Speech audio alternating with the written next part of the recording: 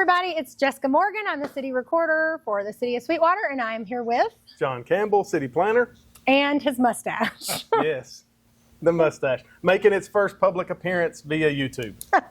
So we're so glad you're joining us today. As typically, we're doing a quarterly update of what's going on in the city of Sweetwater. We had our quarterly Sweetwater Merchants and Property Owners Association Merchants meeting here this morning at 8:30, gave them the update first.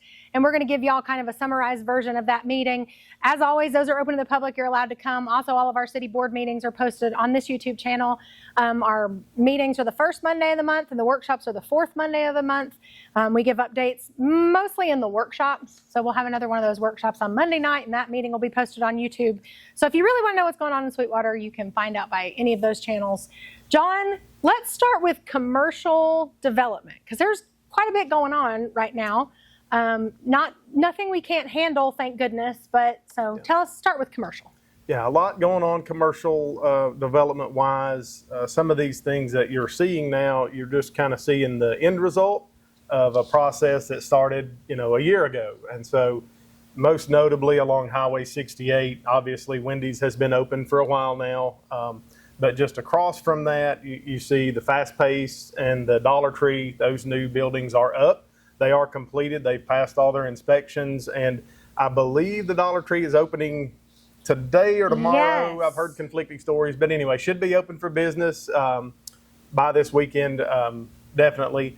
Also, Fast Pace should be up and running as well. So those two buildings are done. They are complete, new businesses, which leaves vacancies in their former locations. So we know of no tenants are actually moved into those other buildings yet, so those might be available if you have someone that's looking. Correct. We've had some calls inquiring about those. Of course, we pass that information along to the owners of the properties.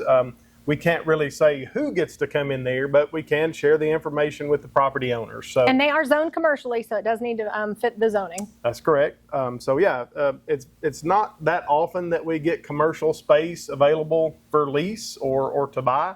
So when that does happen, it usually gets snatched up pretty quick. So hopefully we'll get some new, nice new businesses locating in those spaces. And just as a reminder, if you have commercial property available inside Sweetwater that you want us to know about, we try and kind of keep our finger on that pulse, because we do get phone calls all the time from people wanting to put commercial space in Sweetwater. And sometimes, especially here in the last several years, the answer has been there's nothing available that will fit your needs. So if you have a space that you're trying to market and find out, please be sure that we have that information here at City Hall so that when people call, we can make sure to give it to them. We can post it on our website and help people find how they can start a business in Sweetwater. Yeah. And just right up the street from that, obviously, the Long John Silver's was demolished, torn down, so a new one could be built.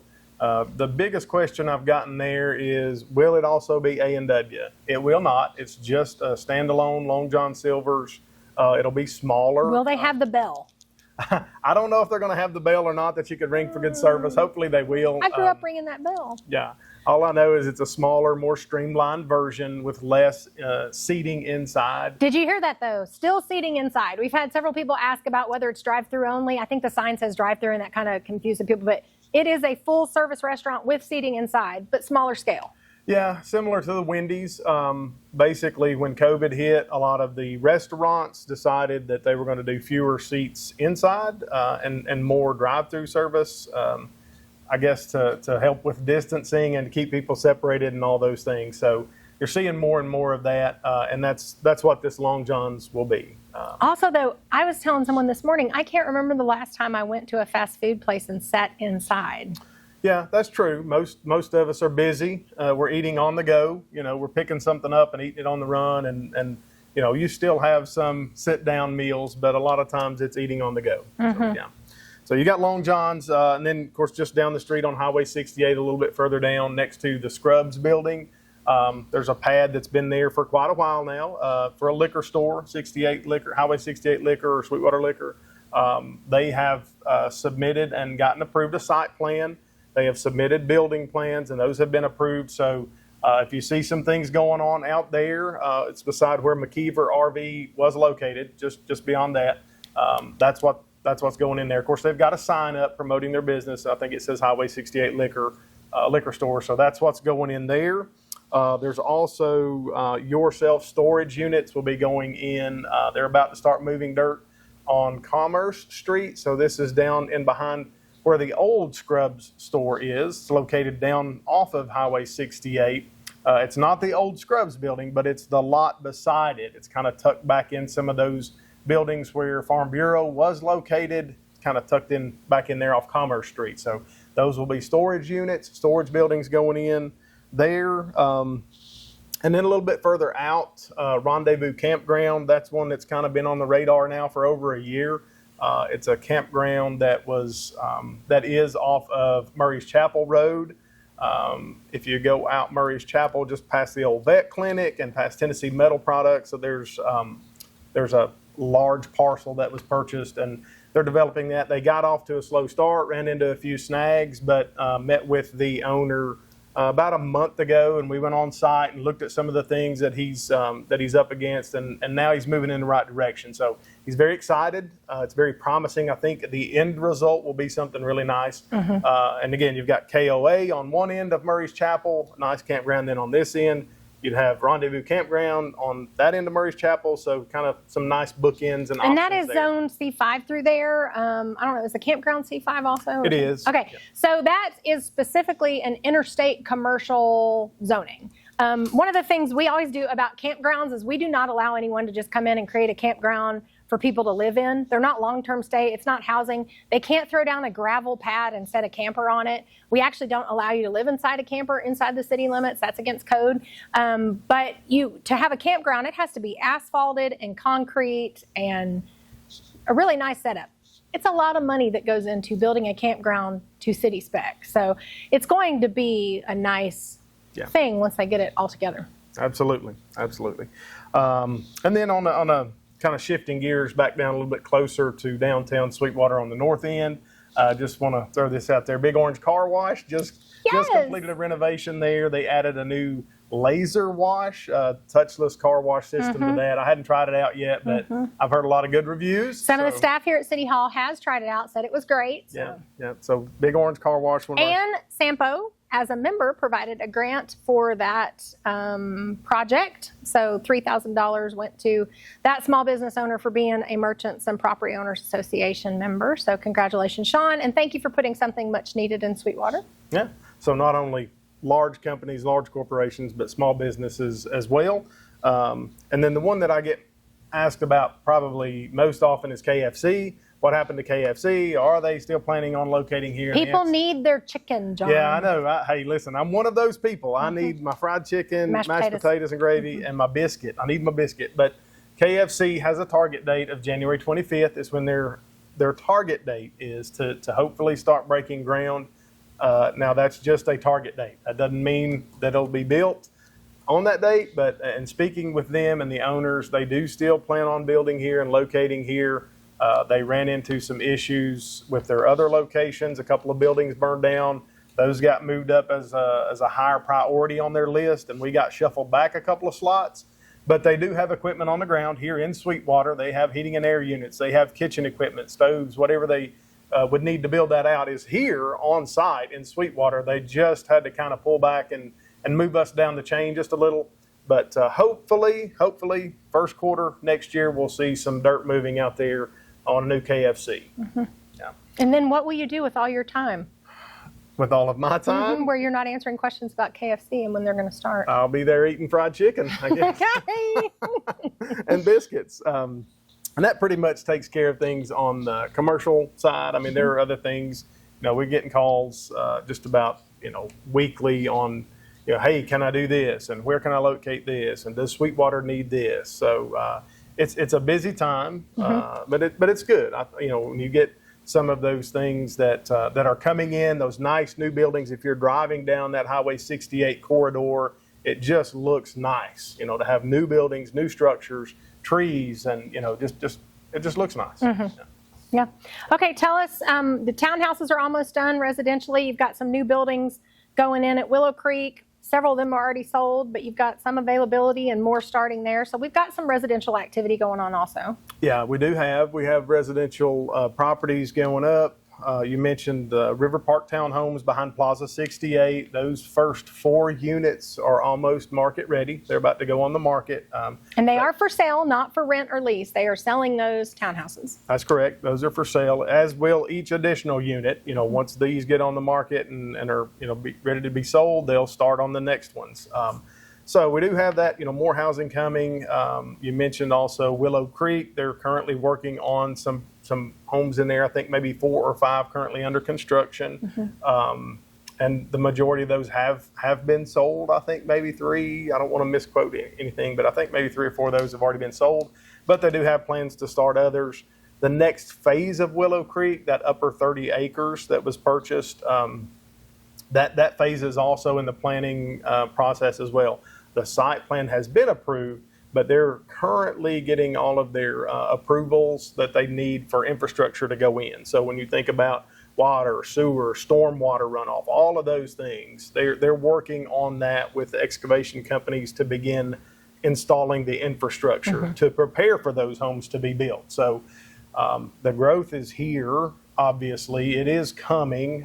It's just one of those things where it's such a so expensive. Yeah, it's so expensive. And folks, I hear that a lot.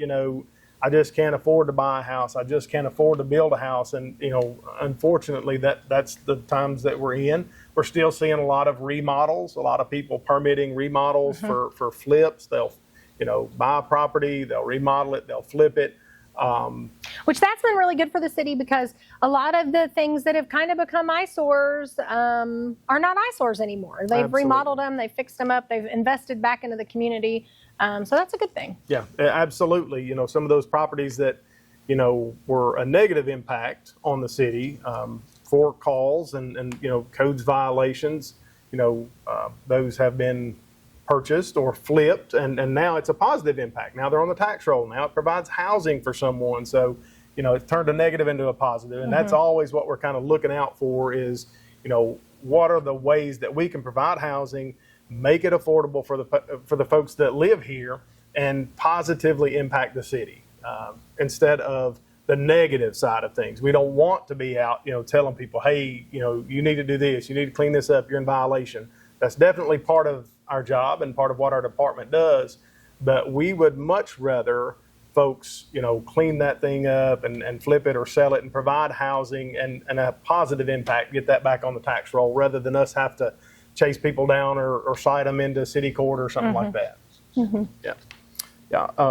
Okay, so that takes care of residential, takes care of commercial. We do have some industrial things going on as well. Nothing really new to speak of. Just want to kind of keep people in the loop on things. Glass Masters, the company that operates out of the old Hall Salvage building, they have future plans to expand. I don't really have a whole lot of detail on that, except that was always the plan. Once they got in there and got operational and provided jobs and got set up and established, they always wanted to expand out. And so talking to some representatives from that company, they're about to the point where they're ready to do that and provide more jobs. So hopefully another 50 to 75 additional jobs coming over the next, year or two. I don't know, but that company is doing well, and they're looking to expand, as is Hillcrest Trailers, Red Stag, some of those that we've been talking about over the last couple of years. Hillcrest Trailers operating out of the old flea market building. They've had a couple of really good months in talking with the ownership there, so they're booming and doing well. Same is true for Red Stag. I don't have a timetable for the next building. Some people ask that, hey, I thought they were going to build multiple buildings down through there. That's still the plan. It's just timing. Market, they're watching the market, watching prices, watching construction costs, and all those things. So the plan hasn't changed. It's just timing, making sure the timing's right to do that. Last time we met with them in April or May, maybe, they were kind of talking about possibly going ahead and pouring a pad for it. Probably not going up on construction until next year. So 2025 will probably be, if things go according to plan, when they'll be building a second warehousing facility. Yeah. And then on a more local scale, I guess, some industrial things, White's Marble Works, they're expanding. They're building a new 10 to 12,000 square foot showroom storage facility for some of their product as well. So just a lot going on with local businesses as well as, national businesses. So Right. again, Sweetwater is growing. It's an exciting time to be here. And I think, we've got the I guess, guardrails in place to make sure that, all those things are done right and according to our regulations to keep the city moving in the direction we want to go and to keep it a place that people want to be. We really, really try and be intentional about keeping Sweetwater a small town, charming area. So if you are really into having huge restaurants and lots of traffic, you should probably pick a different city to live in. That is not our intention. That is not what we want. We do want jobs that if our kids go to college, they can come back and have a good job to work at here in Sweetwater. And of course, with remote work, that's even more likely than it used to be. But we really do want to keep it this small town, charming city that we all wanted to come raise our children in. So there's some really good policy in place right now. There's some good leadership in place right now to try and do everything a city can do to ensure that we are growing, but also keeping what makes us special and unique. So John plays a big role in that, and I really appreciate everything you and your departments do for that. If you have bad planning, if you have things slipping through, if you have people not paying attention to actual life safety codes and building inspections, that's a really big deal. His department wears a lot of hats, and we're very grateful for everything that you all do. And you usually do it with a smile on your face if you can see past the mustache. Yeah, usually. Not always, but usually. So one of the other exciting things that's going on in Sweetwater is next year we have a birthday. Oh, yeah. Sweetwater is turning 150 years old in 2025. We actually have our 150th committee meeting here this afternoon. People like Larry Rodders and Larry Anderson and Brenda Bryan and Tommy Millsaps and Brian Birchfield and all these people that are wonderful, outstanding community members are helping us put together a committee to establish some activities that are going to happen next year. We're hoping to have an old-fashioned fair and a Fairest of the Fair pageant. We're going to celebrate our fire truck's 100th birthday. Our antique fire truck will be 100 years old, so we're going to have a giant birthday party for it. Parade floats, just lots of fun, great activities going on with that. If you want more information about that, you can look at Sweetwater TN 150. So SweetwaterTN150.com, and that website has information on our schedule of events. You can submit pictures that's going into the commemorative photo book that we'll be selling. Lots of fun stuff about that. We're excited about that. We also got a grant for the 150th from East Tennessee Foundation. Thank you to the Grubb Grant for East Tennessee Foundation for that, and the arts group that works with East Tennessee Foundation. You guys have done a great job, and you're giving us a grant to help put another mural downtown that will be a historic mural that will kind of be reflective of Sweetwater's past, maybe incorporate the train, maybe incorporate the creek, all the things that made Sweetwater a city to begin with. So we're excited about that. Also, the high school is going to do a mosaic project for us that's reflective of that 150th birthday, so that's going to be neat. Couple of things I wanted to talk about. We do have an LPRF grant. This nice big check behind John. This is to rehab the city pool. So it's going, and it also resurfaces the walking track at the recreation complex on Sterrett Street. Let me just point out, if you don't know that we have a recreation complex, we're putting up more signage in the Duck Park to kind of point you down that way.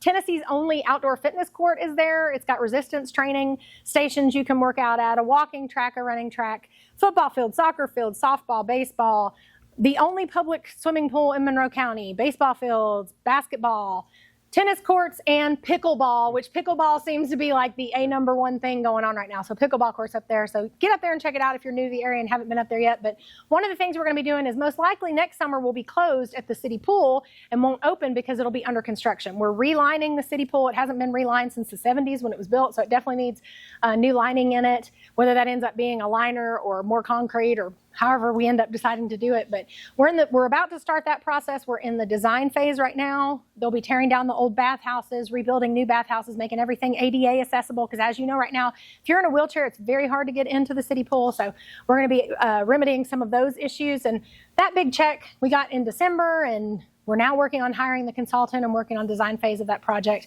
getting past all the initial paperwork with the state of Tennessee. So we're excited about that. That'll be a major improvement in Sweetwater. The community center, we have purchased those buildings from the utility board. There's a nice big blue building right in downtown Sweetwater and 3 other adjacent buildings that the city now owns.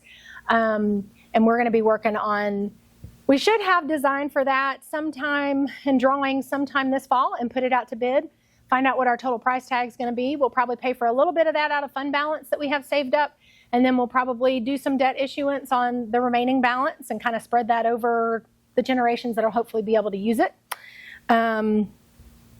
Green space. We also got a grant from the State of Tennessee Economic Community Development Department to rehab the downtown green space area. This is the picture of what that initial design is. This is the initial site plan. We are going to put this picture up downtown on the outside during construction because the first place that we're starting at is right here at the fountain. We are keeping the antique fountain, but the pool that goes around it is not actually historical. It's something that was built in later years. So it'll probably be more of a flat area. The more modern design for fountains does not have pools because they're a little bit of a safety risk.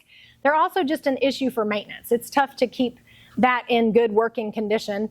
So we will be keeping the main fountain area. The flagpole is still here, so it's still centered exactly like it is now. There'll be more of an entrance at the front. There'll be a lot more landscaping added. We're maintaining, this is actually called Circle Park, and that's how it's referred to in the deed and how it's been referred to for years. This Circle Park will maintain that circular structure. The train car will stay where it is. We will be adding some more parking along the side here. This area is not actually striped for parking anymore. This is up along Highway 11. You're not supposed to be parking there anywhere. There's not parking spot striped. We're going to be expanding that sidewalk, putting some tables in there so people can sit under hopefully some shade trees and eat lunch or hang out, eat their ice cream cone, and adding some more parking over on this side and turning it to where it's a little, so that park, it'll shift a little bit this way, but this stuff will stay centered where it is now. So it's going to be a really great design. If you have any questions about this, we're going to continue to get more design information on this. And it's been presented to Historic Zoning. It's been presented to the City Board. It'll be presented again to the City Board this Monday night. And it's also been presented to our Main Street organization. So the groups that are like key to developing our design downtown, this is done by a professional landscape architect. And we're really grateful for his services of Canopy Designs. And if you have more questions about this, just let us know.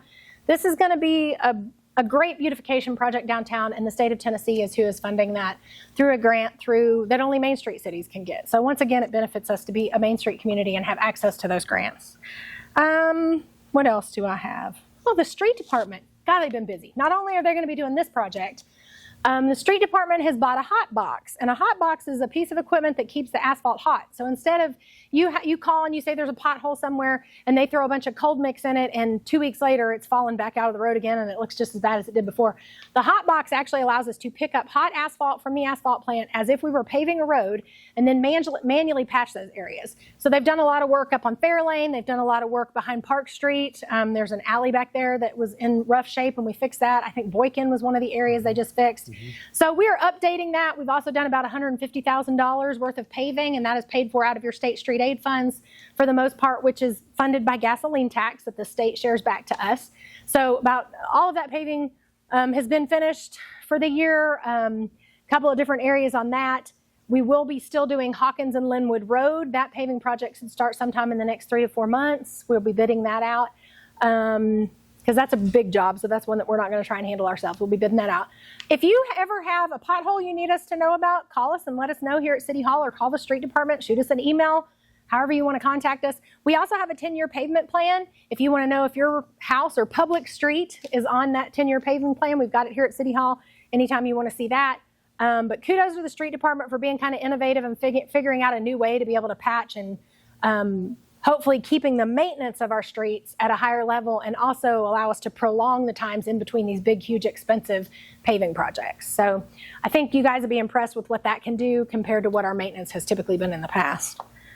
What else, John? I do want to say this, and I don't think you would ever mention this, but a lot of these projects that you all see, the beautification of downtown Sweetwater, all sorts of things, whether it's a street department project or Parks and Rec project.